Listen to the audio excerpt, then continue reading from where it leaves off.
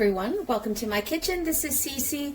I thought we would do something just indulgent for the weekend, and I had a little bit more time, so why not make some French toast for breakfast or brunch? It's up to you. And I like to do my French toast, but I don't like that toast, that French toast that is excessively custardy, which is super moist in the middle. The trick is about making sure that it's evenly coated all the way through and that it's not soggy in the middle when you make it. Now, here's the trick. The type of bread you want to use is typically sandwich bread. You can use Texas toast. You can use just like the conventional white bread, or you can dial it up a notch and get some brioche bread, or you can get some challah in that, or some cinnamon raisin would work as well. And you want them to be about a 1/4 inch thick or larger, like if you want to slice them yourself as well. I do like to keep them about a 1/4 inch in there so that it's just not too much bread when you're eating it, and you can indulge a little bit with the syrup and some of the fruits. Now, here's the trick. You know, usually they say to make French toast with day-old bread. Well, I don't like using day-old bread. So what I like to do is I like to get fresh bread, but then I toast it in the toaster, okay? And here's the reason why I'm toasting it in the toaster. Because it's nice and soft in the middle, but over here it's nice and dry. So that when you go to soak it in that custard that we're gonna make, it absorbs it nicely, and you have some beautiful color on it as well. So I'm giving you the recipe here to make about 4 thick slices. I'm actually gonna stretch it to 6 just so that I can finish off the brioche bun sandwich bread that I had. So let's clear that out. So I toasted them. These were fresh, and the idea here is you know, you could use day-old bread, sometimes known as pain perdu, sorry. And it means lost bread in French. You know, one of the things I learned that French toast is not really a French invention. It's an American invention. And I thought I was pretty surprised to learn that. So what we're going to do is you're going to need 2 eggs at room temperature. And you just want to pop it in here. And we're making a custard here, right? And again, I'm starting with 2 eggs. Because depending on how the bread soaks, how dry it is outside in your house, all of that's going to affect it as well. So start with 2, and then what I'm going to do is I have a 1/2 cup of half and half. Now, you can use whole milk, but once you start getting into 2%, 1% skim milk, I mean, you might as well just soak it in water, because it's really, you know, you want the richness of the milk, of the cream to come out, right? So I'm going to put in a 1/4 cup to start. Perfect. And we're going to do, I love to do nutmeg in mine. Just this egg, nutmeg goes so well together. So I'm doing a 1/4 teaspoon. And if you're, you know, just getting into nutmeg, you could dial that down to an 1/8, right?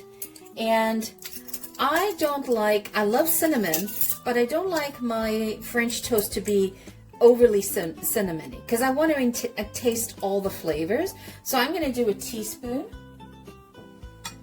You can always adjust that, right? And you want to do a splash of vanilla. For those that need direction, that would be like a teaspoon. Now, if you can try to use the fresh vanilla, the pure vanilla. So Tahitian, Madagascan, pure vanilla extract. I mean, if you can't get your hands on that, that's fine. But I just find that the pure one adds another level of dimension. And I like my French toast to be slightly sweet, so I am going to add in 2 teaspoons of sugar. You don't have to do that if you don't want to, but that's what I like.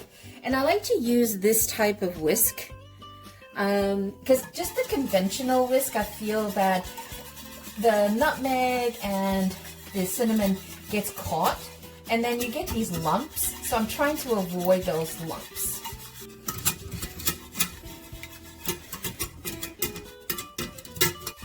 Right away, I can tell that I'm going to need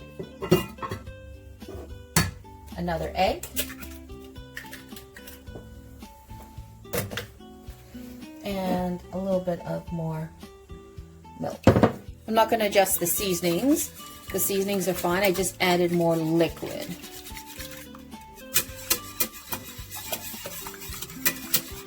Give it a good whisk. The trick is you want to make sure that you have no egg globs.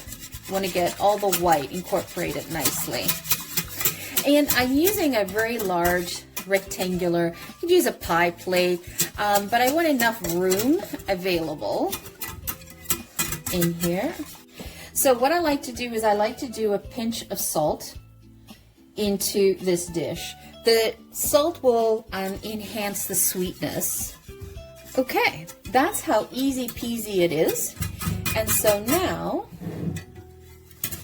just incorporate. Yeah, I'm happy. So now we're just going to layer in the toast.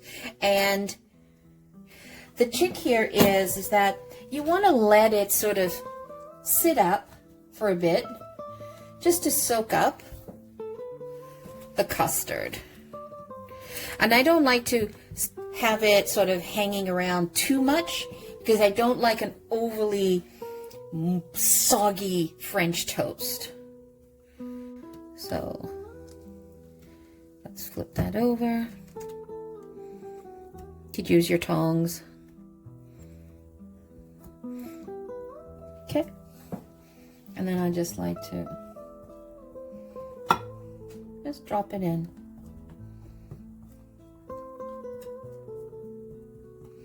All right, so let's get the stove on high, get that heated up. So what I like to do with my French toast is I put a little bit of oil in there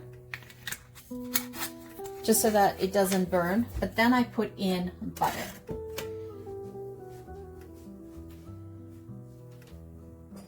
French toast is all about the decadence. And let's turn this down to medium. And you want the butter just to be melted, but not bubbling as much as it is here. And another reason why I put in the oil is because it helps the butter from burning as well. Okay. So you see why toasting it really helps.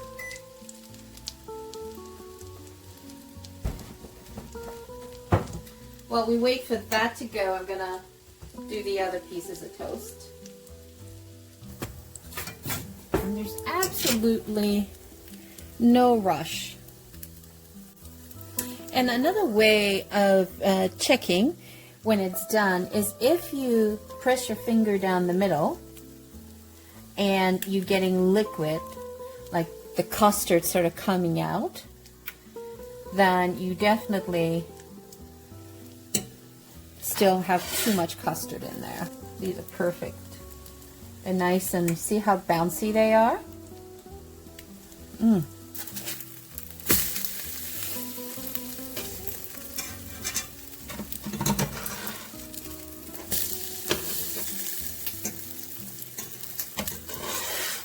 There's just something so wonderfully comforting about French toast.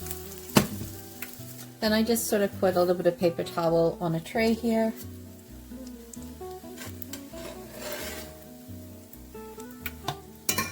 And move them off.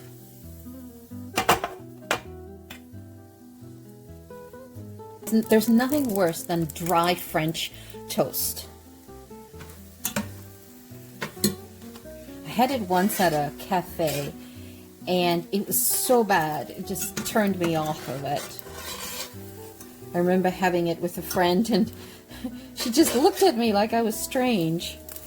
But no, this is how French toast should be. And what I want to show you is I had some extra custard left, right? So it's like, all right, so instead of throwing that away, I had this hamburger bun. So I said, why not? Let's try that. So it doesn't have to be the conventional sliced bread. It's whatever bread you have. You could do this with croissants. You could do this with bagels. It's a great way of using up and turning it into a pièce de résistance. So, take a look at those. Doesn't those puppies look good? Okay, let's go over and get those plated. I love to stack them up like that.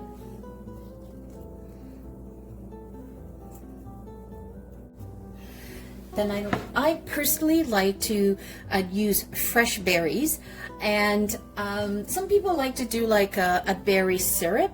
I'll put the recipe below in to how to do a berry syrup, but I like to have them fresh, just because I think there's enough butter, enough frying in there that's good. And so I just slice up some strawberries, some raspberries, and then I put a little bit of powdered sugar. Gorgeous snow. And look at the size of those blackberries.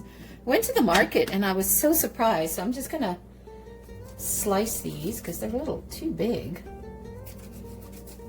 Okay, that's good. They are from Mexico. I was surprised. We'll add in a couple more berries.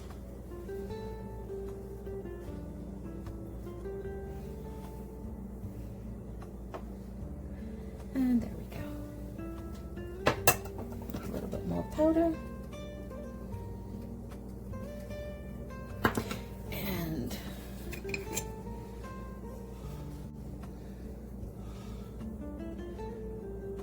I just like a little bit more cinnamon. And then I love to serve mine with maple syrup. I think that's the only way to go, personally. Not too much. That should do it. Doesn't that look fabulous?